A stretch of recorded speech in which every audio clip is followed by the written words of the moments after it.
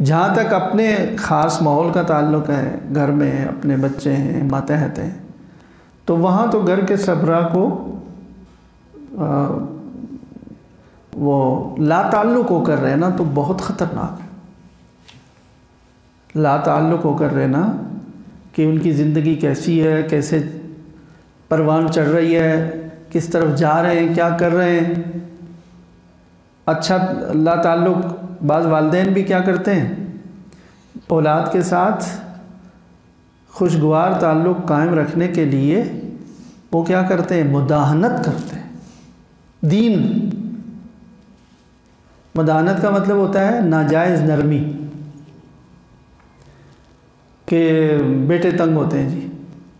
مجھ سے خود ایک صاحب نے کہا، بڑے ہی نیک آدمی ہیں، کہنے لگے تنگ ہو جاتے ہیں۔ تو یہ تو ٹھیک ہے کہ تربیت کے لیے، کہنے کے لیے، اولاد کے لیے اس کا اپنا طریقہ ہے، برے طریقے سے نہیں کہا جائے، لیکن لا تعلق ہو کر رہنا کبھی بھی جائز نہیں ہے۔ ایک دل میں تڑپ بھی ہو، والد دعائیں بھی کر رہا ہے، رفتہ رفتہ نرمی سے کہہ بھی رہا ہے، سمجھا بھی رہا ہے، اور طریقہ کاری ایسا رکھے کہ وہ فتنوں کا دور ہے تو غلط راستے پر نہ جائے۔ یعنی ان چیزوں کو نظر انداز کرنا معمولی نہیں ہے کہ جی بس آج کل کا تو رواج ہے، سب اسکول جا رہے ہیں، سب کالج جا رہے ہیں، لڑکیاں بھی جا رہے ہیں، لڑکے بھی جا رہے ہیں، اور فلاں بھی دلچسپی ہے، اور یہ ہے اور وہ ہے، سب کے پاس فون بھی ہے، نیٹ بھی ہے، اور ساری چیز ہے۔ پر کیا کریں، آج کل کا تو جی اب وہ ہے، دور ہی ایسا ہے، ماحول ہی ایسا ہے۔ اور ذرا سب نے اللہ بچائے اللہ بچائے، اگر خدا نہ خواستہ نشہ کرنے لگے تو تب بھی یہ برداشت کریں گے آپ کہ جی ماحول ہی ایسا ہے، کتنے تڑپیں گے، کیسے کیسے سخت سے سخت پابندی لگائیں گے کہ جو ہیرونچی کے ساتھ اٹھتا بیٹھتا ہے ہمارا بیٹا۔ کیوں؟ اس لیے کہ وہ سامنے نظر آتا ہے کہ نقصان ہے، اور اس کا یقین ہی نہیں ہے کہ یہ نقصان ہے، یہ اس سے بڑھ کر یقینی بات ہے۔ واتقوا، وہ تو صرف اس کی ذات کو، جسم کو نقصان ہوگا، یہ تو سب کو لپیٹ میں لے گا۔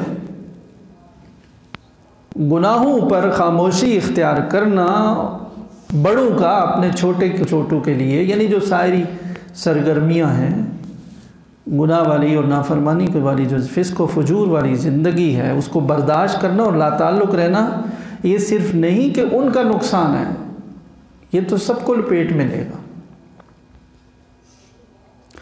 ایک موقع پر دیکھیں، میں ایک بات سمجھانے کے لیے عرض کر دوں، بات ختم کرتا ہوں۔ 2-3 بھائی تھے، ان میں ایک بھائی بڑے کمزور تھے، جسمانی لحاظ سے بیچارے مسکین سے تھے، باقی 2 جو بھائی ہیں وہ کما رہے ہیں، محنت کر رہے ہیں۔ تو ایک دفعہ ان میں سے ایک نے رسول اللہ صلی اللہ علیہ وسلم سے عرض کیا کہ یا رسول اللہ، یہ بس بیٹھے ہی رہتے ہیں۔ تو نبی کریم صلی اللہ علیہ وسلم سمجھ گئے، یعنی کوئی برائی نہیں کی، ویسے ہی ہنستے ہوئے کہا یہ تو بس گھر میں بیٹھے ہی رہتے ہیں، ایسے ہی نہیں، کچھ شکایت بھی نہیں کی کہ یہ کام نہیں کرتے۔ لیکن جناب نبی کریم صلی اللہ علیہ وسلم تو دلوں تک رسائی تھی، حضرت نگاہ پہنچتی تھی، تو سمجھ گئے کہ یہ اس کو بوجھ سمجھ رہا ہے، خود کمائی کر رہے ہیں اور سمجھتے ہیں کہ ہم کما کر کے اس کو کھلا رہے ہیں۔ تو فرمایا کہ یاد رکھو، اسی ضعیف بھائی کی وجہ سے تمہیں روزی مل رہی ہے۔ کمانا تو ہماری کوشش ہے، یہ کوشش کوئی لازمی نتیجہ تھوڑی ہے کہ ہم کوشش کرنے جائیں تو مل بھی جائے، دینا تو اللہ کی طرف سے۔ آدمی جال پھینکتا ہے تو اللہ پر توکل کرتا ہے نا، پانی کے اندر تو اس کو نہیں نظر آ رہا، اللہ چاہتے تو مچھلیاں پھنستی ہیں۔ دکاندار دکان کا دروازہ کھول کر بیٹھتا ہے، جس کے دل میں اللہ ڈالیں گے وہی گاہک جائے گا خریدنے کے لیے، وہ تھوڑا ہی کسی کو پکڑ کر لا سکتا ہے۔ تو یہ جو چیز ہے کہ دوسرے کے اچھے اعمال کا بھی اثر ہے، دوسرے کے برے اعمال کا بھی گھر میں اثر ہوگا۔ اگر اس ضعیف بھائی کی وجہ سے روزی میں برکت ہے، تو اگر کوئی ایک فرد گناہوں میں مبتلا ہے تو اس کی وجہ سے دوسروں کی روزی میں، دوسروں کی صحت میں، دوسروں کی خوشیوں میں، دوسروں کی پتہ نہیں کتنی کتنی چیزوں میں کیا کیا بدمزگیاں اور رکاوٹیں آنے کا امکان موجود ہے۔ گھر کے اندر کر بیٹا رہا ہے، باپ پھنس گیا کسی کیس میں، سمجھ میں نہیں آ رہا کہ یہ کسی مشکل میں پھنس گیا، کیا ہے یہ؟ تو یہ ہوتا ہے وبال۔